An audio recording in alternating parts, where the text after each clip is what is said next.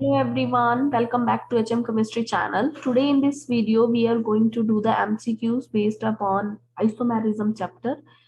इस पार्ट में बहुत सारे क्वेश्चन पेपर्स में आते हैं इंटरेस्ट लेवल्स के, अगर आप देखेंगे तो. And isomerism is present in GOC part of lecturer cadre as well as master cadre syllabus. तो उसमें से मैंने एक पर्टिकुलर टॉपिक तो चूज किया क्योंकि इसमें बहुत सारे कंसेप्ट और ट्रिक्स हैं जो आपको हेल्प करेंगी आपके क्वेश्चंस को सॉल्व करने में, और बहुत सारे पेपर्स में इसके क्वेश्चंस आते हैं, तो बड़े हाई चांस है कि आपके ही पेपर में ये क्वेश्चंस रिपीट हो. सो let us start the video. First question is, which one of the following has asymmetric carbon atom? तो asymmetric carbon atom, सबसे पहले आपको ये पता हो कि the asymmetric carbon atom is that carbon atom which is having all the four groups attached in different manner. For example, this is carbon. यहाँ A group लगा, यहाँ B, यहाँ C, यहाँ D. सॉरी, यहाँ मैं X कर देती हूँ. So all the groups which are attached on this carbon atom are different. तो अगर एक कार्बन के ऊपर सारे के सारे ग्रुप डिफरेंट लगे हों तो that carbon is asymmetric carbon atom, और उसको मैंने इसको स्टार से लिख दिया. तो अब यही क्वेश्चन में पूछा गया है कि which one is asymmetric carbon atom. तो देखिए, फर्स्ट स्ट्रक्चर का अगर हम स्ट्रक्चर ड्रॉ करें, इन क्वेश्चंस के लिए सबसे ज्यादा जरूरी चीज है पेशेंस, कि आपको स्ट्रक्चर्स को इलेबोरेट करके देखना होगा. रैंडमली आप आंसर नहीं कर सकते, वो गलत हो जाएगा.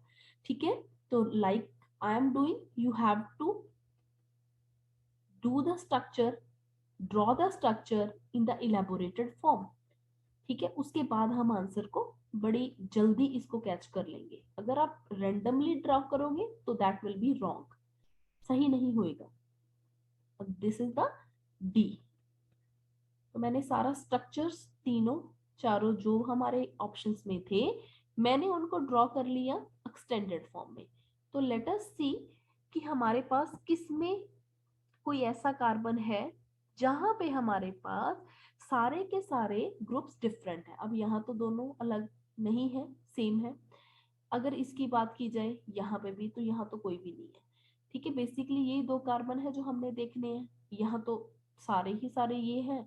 अगर इसकी बात करें तो यहाँ पे एक group deuterium, one chlorine, one hydrogen, और एक ग्रुप जो है दैट इज CH3. ओके, तो ये चारों के चारों ग्रुप डिफरेंट हो गया ऑन दिस कार्बन, तो that is having the asymmetric nature. यहाँ सेम था, ये भी क्रॉस, यहाँ दो ग्रुप सेम आ गए. ओके, तो दैट इज रॉन्ग. ठीक है, तो in this way you can see that कि हमें वो कार्बन फाइंड आउट करना है जिसके ऊपर डिफरेंट ग्रुप्स अटैच हो. तो option number B is correct. ठीक है, option number B is correct.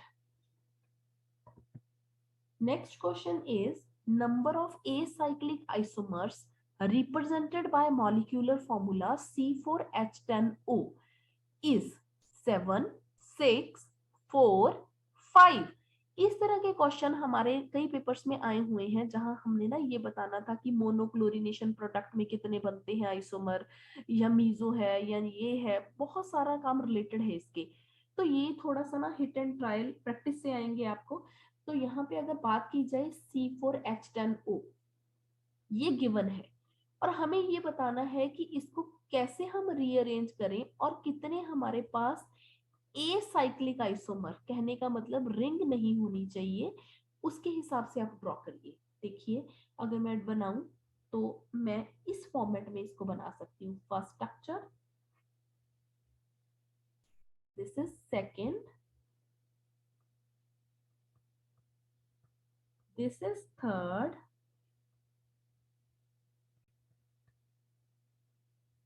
this one is fourth, this one is fifth, sixth, और लास्ट वाला सेवंथ. तो हमारे पास मैक्सिमम टू मैक्सिमम अगर आप इसको रीअरेंज करेंगे तो 7 हमारे पास स्ट्रक्चर बनेंगे. देखिए, मैं एक थोड़ा सा आइडिया दे देती हूँ आपको. और कि अगर मैं इसको एक्सटेंडेड फॉर्म में लिखूं तो ये दोनों दोनों हाइड्रोजन्स है। तो चेक करिए, ये CH3 है, कितने कार्बन है, 1 2 3 4, C, okay, it is 4। Hydrogen कितने हैं, 1 2 3 4 5 6 7 8 9 10। ओ, तो सभी का ही अगर आप मॉलिक्यूलर वेट देखेंगे, it is C4H10O, C4H10O। So I used hit and trial method कि मैं इसको किस किस तरीके से बना सकती हूँ एसाइक्लिक फॉर्म में। तो 7 मैक्सिमम टू मैक्सिमम अरेंजमेंट बन सकती हैं। तो number of cyclic isomers are 7 in nature. Next question is keto-enol tautomerism. It is not observed in which of the species? Okay तो बहुत इंपॉर्टेंट क्वेश्चन है। कीटो-इनोल टॉटोमेरिज्म बड़े ही एंट्रेंसेस में पूछा जाता है। तो सबसे इजी चीज जो आपने याद रखनी है, होता क्या है ये, it is equilibrium between keto and enol form, okay. और इसके लिए जरूरी है कि कंपाउंड में हमारे पास, compound must have alpha hydrogen. जिसमें अल्फा हाइड्रोजन नहीं है वो कीटो इनोल टॉटोमेरिज्म नहीं करेगा। फॉर एग्जांपल अगर मैं बनाऊं, जैसे मैंने आपको फिनोल लिखा, या मैं आपका एक और कंपाउंड ड्रॉ करूं, CO, इस तरीके का कंपाउंड, और या फिर मैं बनाऊं HC ट्रिपल बॉन्ड N, ठीक है, जैसे ये कंपाउंड है। तो इसमें मैंने क्या किया, 4-5 एग्जाम्पल्स बनाए जिससे आपको ये शो होगा कि जैसे ये हमारे पास क्या है, functional group, this one is functional group, this one is functional group. Functional group के साथ वाला कार्बन कौन सा होता है, अल्फा कार्बन, ठीक है। ये अल्फा कार्बन है, ये अल्फा कार्बन है, ठीक है। ये अल्फा अल्फा कार्बन तो यहाँ है ही नहीं है। अगर अल्फा कार्बन नहीं है तो अल्फा हाइड्रोजन भी नहीं है, अटैचमेंट नहीं है, तो यहाँ पे कीटो एनोल टोटोमेरिज्म नहीं होगा। अब यहाँ देखिए कितने हैं हमारे पास, अगर हम इसकी बात की जाए तो ऑलरेडी अगर मैं इसको डबल बॉन्डेड फॉर्म में ड्रॉ करूं, ठीक है, तो यहाँ पे हमारे पास हाइड्रोजन नहीं है, वैलेंसी ऑलरेडी पूरी है। यहाँ पे भी अगर मैं डबल बॉन्ड दिखा दूं, इस तरीके से मैं रिंग को ड्रॉ करूं, तो डबल बॉन्ड होने की वजह से हाइड्रोजन तो है ही नहीं, तो लैक ऑफ अल्फा हाइड्रोजन होने की वजह से यहाँ पे कभी भी कीटो इनोल टॉटोमेरिज्म नहीं होगा। And this one is a very good trick and concept जिसको आपने याद करना है क्वेश्चन सॉल्व करने में। तो सेम कंसेप्ट यहाँ अप्लाई करिए। देखिए C6H5 का मतलब बेंजीन रिंग है, फिनाइल रिंग बोलेंगे इसको, H निकला हुआ है ये वाला, this is A compound, B again C6H5 CO CH double bond CH2 C।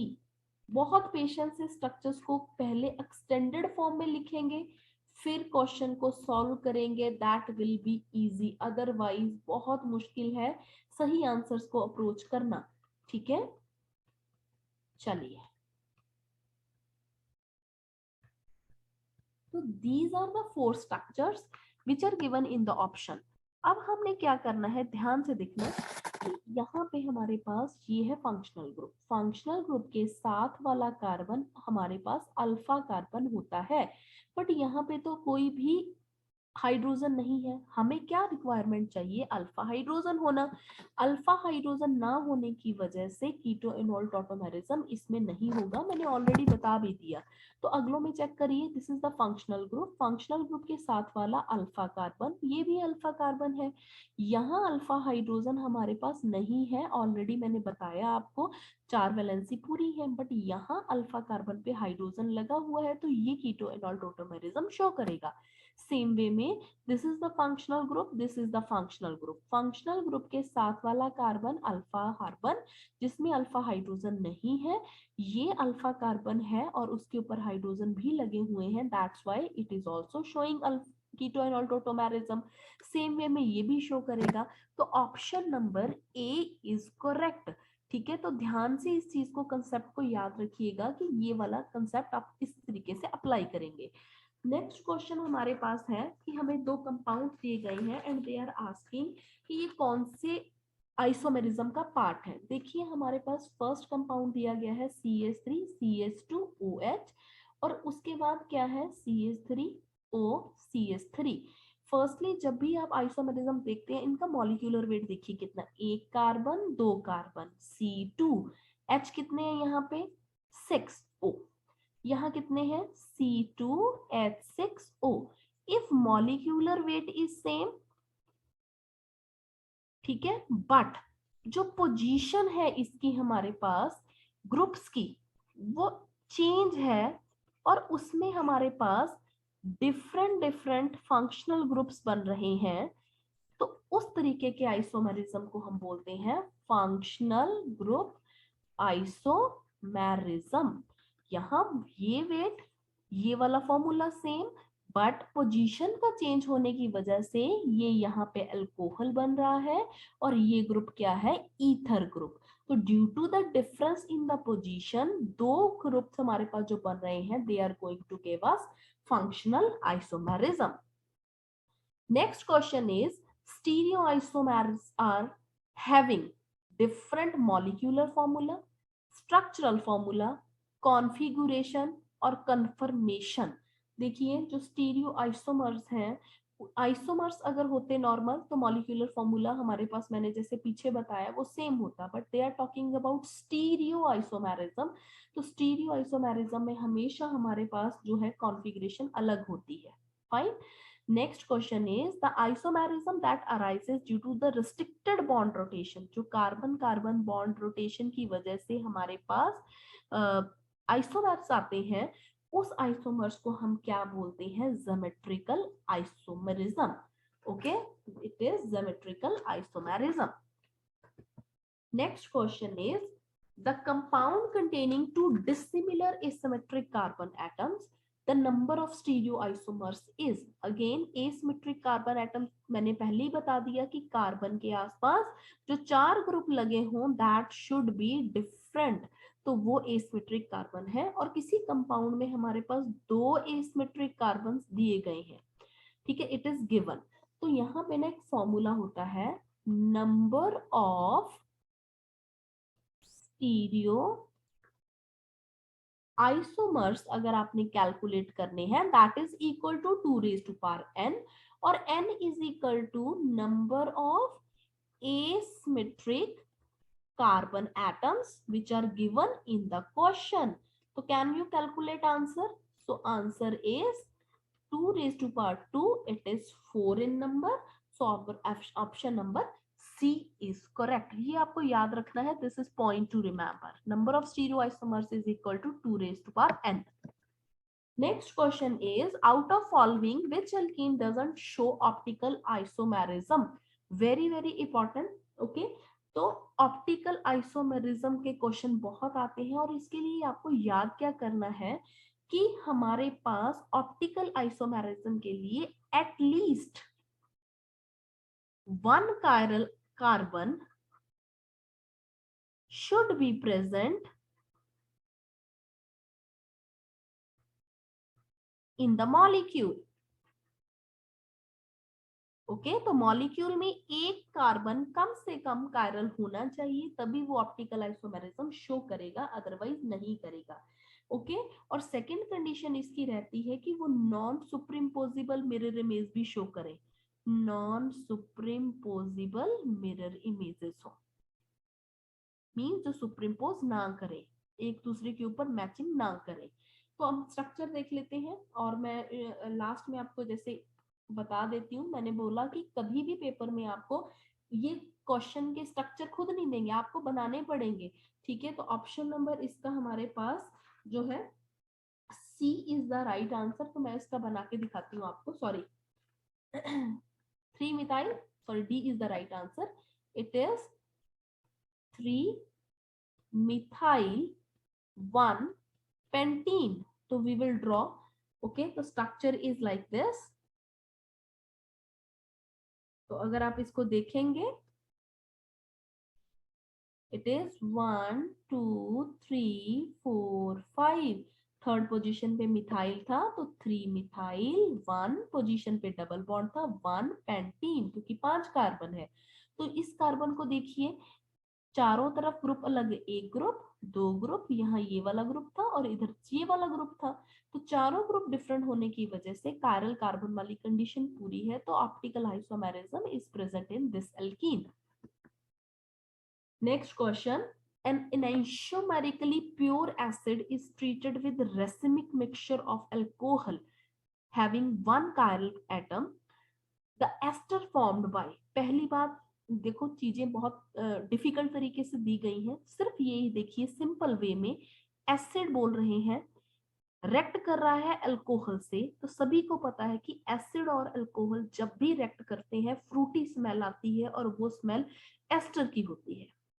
अब सेकंड कंडीशन क्या है, अल्कोहल वो बोल रहा है कि रेसिमिक है, रेसिमिक मतलब उसमें हमारे पास डी आइसोमेरिज्म भी है, एल आइसोमर भी है।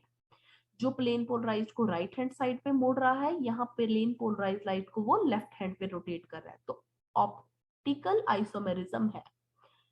50-50 रेशियो प्रेजेंट है डी और एल की। एसिड जो है वो एनेंशियोमेरिकली प्योर एसिड है, ठीक है। तो जब वो ये कह रहा है कि जब दोनों रेक्ट करे तो एस्टर बना, और वो एस्टर आपने ये बताना है कि वो ऑप्टिकल एक्टिव मिक्सचर होगा, प्योर एनेंशियोमर होगा, मीजो कंपाउंड होगा और रेसिमिक मिक्सचर होगा। देखिए जब भी ये दोनों चीजें रेक्ट करेंगी तो ऑब्वियस सी बात है कि हमारे पास जब ये दो तरीके का है इसमें अल्कोहल का, तो हमारे पास 2 प्रोडक्ट्स बनेंगे। ओके, तो वी आर गेटिंग 2 प्रोडक्ट्स, और वो 2 प्रोडक्ट हम बोल सकते हैं we are having 2 types of isomeric esters.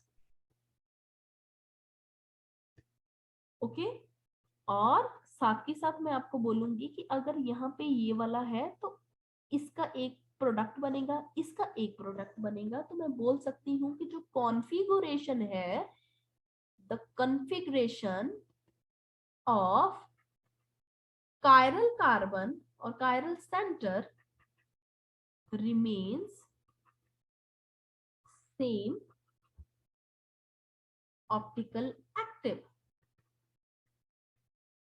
Okay, तो हमारे पास इसका जो राइट आंसर आएगा that is option number A. Okay, optical active mixture, right.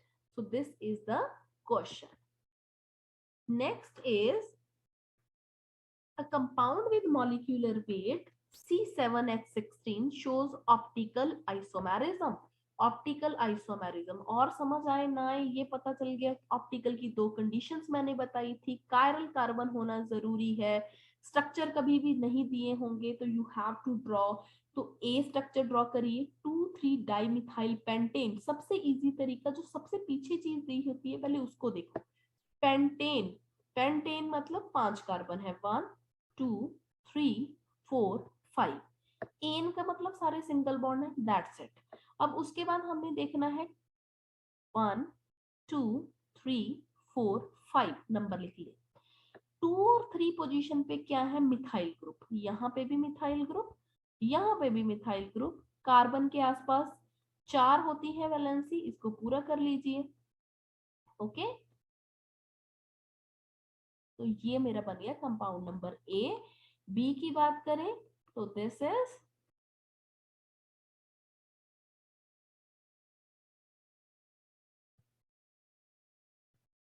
The structure C compound 1 2 3 4 5 6 2 methyl hexane. Okay, तो this is the structure. D का तो वो बोल रहा है नन ऑफ द अबव।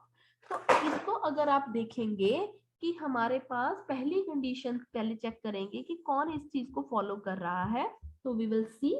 यहाँ पे अगर आप देखें, यहाँ इसमें CH3 है, इधर CH3 है, ये कार्बन तो होगा नहीं, तो अकेला अकेला कार्बन आपको चेक करना पड़ेगा। ये भी नहीं होगा, तीनों हाइड्रोजन है, ये भी नहीं होगा। अब इसकी बात करें, यहाँ एक हाइड्रोजन, एक ये ग्रुप, एक ये ग्रुप और ये कायरल है, ठीक है। तो मतलब ये ऑप्टिकल एक्टिविटी शो कर सकता है। अब इसमें चेक करिए, यहाँ दोनों हाइड्रोजन है, सेम है, नहीं करेगा। ये भी कायरल नहीं है, ये भी कायरल नहीं है, यहाँ तीनों ही ये लगे हैं तो ये भी कायरल नहीं है। इसकी बात ये भी नहीं है, दो हाइड्रोजन सेम आ गए, चारों ग्रुप डिफरेंट चाहिए, ये भी नहीं है, ये भी नहीं है, यहाँ दो है, तो हमारे पास option number A is correct. Okay, तो इस तरीके से आप इसको देख सकते हैं। तो बस जस्ट आपको ये पता हो कि आपने कंसेप्ट कैसे अप्लाई करने हैं। Next question is hydrogenation of above compound in the presence of poisoned palladium catalyst. तो पहली बात मैं आपको क्लियर करूं कि जो पॉइजन्ड पैलेडियम कैटालिस्ट होता है वो होता क्या है, in this palladium is coated with CaCO3 deposition, जिसको हम बोलते हैं लिंडलार्स कैटालिस्ट। बहुत इंपॉर्टेंट है ये, सीधा क्वेश्चन नहीं दिया गया, एग्जामिनर ने घुमा के दिया है। और याद रखिए Lindlar's catalyst always gives us syn addition.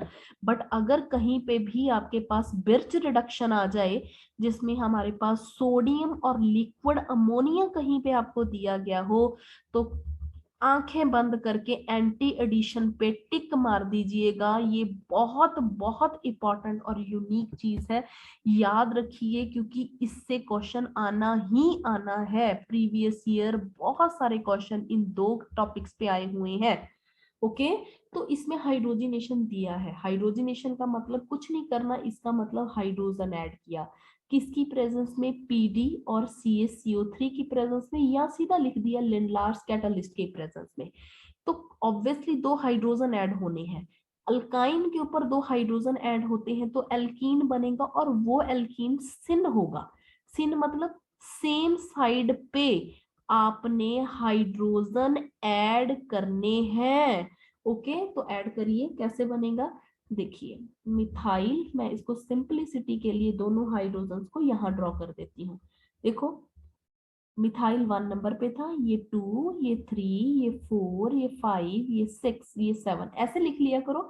Simplicity के लिए गलतियां नहीं होंगी। 1 2 3, ठीक है, 4, फिर 5 6, बस सिर्फ एक चेन सही ड्रॉ हो जाए उसके लिए मैंने ये नंबरिंग में हमेशा लिखती हूँ। आज तक मतलब मेरी इतनी एजुकेशन हो गई, बट मैं फिर भी इसको यूज करने की ट्राई करती हूँ, क्योंकि इससे कभी भी पेपर में गलती नहीं होती। तो ये हमारे पास हो गया ये वाला। अब मैंने बोला था कि सिन एडिशन करनी, जब आपको ये पता है तो स्ट्रक्चर बनाना तो कुछ भी मुश्किल नहीं है। मतलब यहाँ डबल बॉन्ड कर दीजिएगा, और डबल बॉन्ड करके दोनों हाइड्रोजन को एक साइड पे ले आइए। बाकी सारा का सारा स्ट्रक्चर यहाँ से देखिए मैंने सेम ड्रॉ किया है। ओके, तो यहाँ पे पहली बात क्या पूछ रहा है कि जब आपने रिएक्शन कर ली, प्रोडक्ट ये बन गया, ये वाला प्रोडक्ट ऑप्टिकल एक्टिव है। ऑप्टिकल एक्टिविटी के लिए क्या चेक करना पड़ेगा आपको, मैंने बताया था कि कायरल कार्बन है, ये चेक करो, ठीक है। ऑप्टिकल इनएक्टिव है, ये तो दोनों इसी चीज से पता चल जाएंगे। रेसिमिक मिक्सचर है, डायस्टीरियस मिक्सचर है, तो चेक करिए। देखिए यहाँ पे अगर आप देखेंगे कोई भी कायरल कार्बन एटम हमारे पास नहीं है, नो कायरल कार्बन एटम, ठीक है। और अगर आप देखें, अगर मैं यहां से मॉलिक्यूल को काट दूं तो मॉलिक्यूल का हमारे पास, अगर आप देखेंगे ध्यान से, just wait, it is having plane of symmetry present in it, plane of symmetry भी प्रेजेंट है, तो ऑप्टिकल इनएक्टिव कंपाउंड है। Okay, so this is the thing. Okay, तो ये बहुत इंपॉर्टेंट चीजें थी, तो हमारा ऑप्शन नंबर बी होगा करेक्ट। तो कंसेप्ट के बेस्ड पे ही क्वेश्चंस पूछे जाएंगे, तो आप लोगों ने इसको अच्छे से देख लेना है। Which of the following compound will exhibit symmetrical isomerism? Symmetrical के लिए ये क्वेश्चन आए हुए हैं प्रीवियस ईयर में इस तरीके के। Symmetrical के लिए आपको ये देखना है कि कोई भी कंपाउंड symmetrical आ गया कि क्या वो सिस और ट्रांस दोनों फॉर्म्स में प्रेजेंट है या नहीं। तो स्ट्रक्चर बनाए पहले, 1 फिनाइल 2 ब्यूटीन, ठीक है। तो मैं स्ट्रक्चर ड्रॉ कर रही हूँ, तो let us start.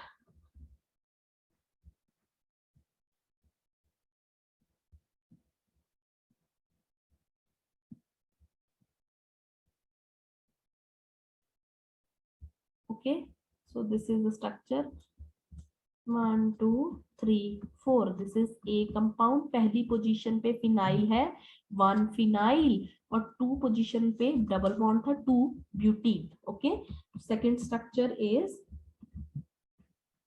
3 phenyl butene. तो जब तक ये स्ट्रक्चर नहीं बनाने आते क्वेश्चन कभी भी नहीं कर सकते आप। तो जीओसी पार्ट बहुत स्ट्रांग हो आपका, ये ध्यान रखिएगा। बहुत बहुत मेहनत करने की जरूरत है। लोग बोलते हैं कि ये करो, पर मेरा सबसे ज्यादा फोकस रहता है कि जीओसी सबका स्ट्रांग होना चाहिए।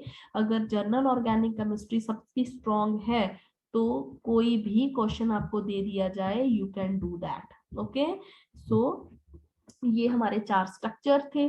ठीक है, तो इसमें अगर हम देखें तो हमारे पास सिर्फ ये वाला कंपाउंड है जो हमारे पास रिप्रेजेंट हम कर सकते हैं सिस और ट्रांस में। क्यों? क्योंकि इस स्ट्रक्चर को अगर मैं बनाना चाहूं तो क्या मैं इसको ऐसे बना सकती हूँ? देखिए आप आराम से बना सकते हैं। तो ये दोनों बल्कि ग्रुप्स एक साइड पे आ गए और यहाँ पे दोनों हाइड्रोजन आ गए। ठीक है, अदरवाइज यहाँ दोनों हाइड्रोजन अपोजिट साइड पे थे। तो सिस ट्रांसफॉर्म में दोनों रह रहे हैं, तो दिस इज द वे। ठीक है, तो ऑप्शन नंबर जो ए है दैट इज करेक्ट। ओके, तो this is the thing. The similarity between optical and symmetrical isomerism is, तो हमारे पास है कि सिमिलैरिटी क्या है, तो दोनों ही हमारे पास स्टीरियो आइसोमेरिज्म का पार्ट है। This is the option number C, this is the similarity. Which of the following hydrocarbon has lowest dipole moment? Lowest dipole moment के लिए याद रखिएगा कि जो हमारे पास सिमेट्रिकल मॉलिक्यूल्स हैं, ओके, सिमेट्रिकल मतलब हमारे पास कि इसकी सिमेट्री बनती है, आप इसको काट सकते हैं, सेम प्लेन में है। ठीक है, सेम प्लेन बोल सकते हैं। तो इनका जीरो डाइपोल मूवमेंट होता है। जीरो डाइपोल मूवमेंट कैसे? मान लो मैं लिखूं हाइड्रोजन, हाइड्रोजन सिमेट्रिकल है, काट दो, प्लेन भी है प्रेजेंट, जीरो डाइपोल मूवमेंट। अगर मैं लिखूं Cl2 Cl2, अगेन सिमेट्रिकल, ये हो गया। बट अगर मैं लिखूं HCl तो this is not a symmetrical molecule. ठीक है, आप इसको काट नहीं सकते, तो जीरो डाइपोल मूवमेंट नहीं होगा। तो वही फाइंड आउट करना है हमने। ठीक है, तो लेट अस सी यहाँ पे हमारे पास डाइपोल्स कैसे आएंगे। अगर ये वाला यहाँ पे जा रहा है, सपोज ये यहाँ पे जा रहा है, तो कुछ एडिशन होगी, कटने के चांस नहीं है, और ये सिस है। यहाँ देखिए ये वाला अगर यहाँ पे खिंच रहा है उतना ही ये इधर जा रहा है, तो ये तो सिमेट्रिकल मॉलिक्यूल है, यहाँ पे काट सकते हैं। सबसे पहले इजीली देखिए कि मॉलिक्यूल की कटिंग पॉसिबल है, सिमेट्रिकल तो नहीं है, तो उसका तो सीधा सीधा जीरो है। ठीक है, अब यहाँ देखिए यहाँ कोई कटिंग पॉसिबिलिटी नहीं है। ओके, तो ये वाला यहाँ से खींचेगा क्योंकि इलेक्ट्रोनेगेटिव होता है, ये वाला यहाँ आएगा। सेम वे में अगर इसका देखें तो यहाँ पे भी नहीं, तो जीरो वाला सबसे लोएस्ट है, तो बी ऑप्शन इज करेक्ट। ठीक है, इस तरीके से क्वेश्चन को सॉल्व करिए। तो last question is among the following structures 1 to 4 all 4 are chiral molecules, only 1 and 2 are chiral compound, only third is chiral compound, और second and fourth are chiral compounds। देखिए अगर आप इस चीज को देखते हैं तो हमारे पास 1 और 2 कंपाउंड जो दिए गए हैं, ठीक है, दे आर ऑप्टिकल एक्टिव। क्यों है ऑप्टिकल एक्टिव? क्या बताया था कि ये हमारे पास कायरल कार्बन अगर पोजेस कर ले तो इसकी कंडीशन की जो है रिक्वायरमेंट वो पूरी होती है। यहाँ तो ये सारा है ही नहीं कुछ, इसको काट दीजिए। यहाँ पे जो ग्रुप है दो एक जैसे हैं, ये भी नहीं है। तो कायरल कार्बन की बात कर रहा है तो आपको ये भी साथ में याद आ जाता है कि ऑप्टिकल एक्टिविटी। ठीक है, तो ये कायरल नहीं है, ये भी कायरल नहीं है, तो क्या ये कायरल कार्बन है? यहाँ पे देखिए एक ग्रुप, दो ग्रुप, तीन ग्रुप और चौथा हाइड्रोजन, ये सारे के सारे डिफरेंट तो कायरल कार्बन है।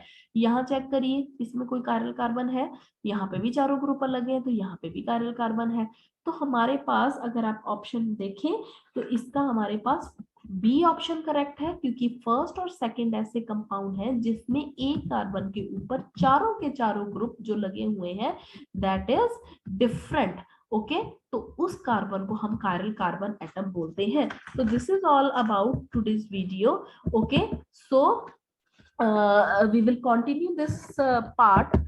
I will upload the second part of this video because this is going to be longer, क्योंकि मेरे को होता है कि जब भी मैं क्वेश्चन करवाऊं तो कंसेप्ट साथ में जरूर बताऊं so that you can apply to your questions as well. अगर आपको ये वीडियो अच्छी लगी है तो प्लीज कमेंट करें, मुझे बताएं, मुझे मोटिवेट करें, so that I can upload more and more videos for you, और हम बहुत अच्छे से प्रिपरेशन करें क्योंकि अभी टाइम है। तो प्लीज कमेंट करके मुझे बताते रहिए कि आपको कितना गेन हो रहा है इन वीडियो से, ये हेल्पफुल है या नहीं है आपके लिए। अगर चैनल को सब्सक्राइब नहीं किया तो करके जाएं और शेयर जरूर करें अपने फ्रेंड्स के साथ। It will be more helpful for each and every one who is preparing for the master cadre as well as lecturer exam. So bye bye everyone.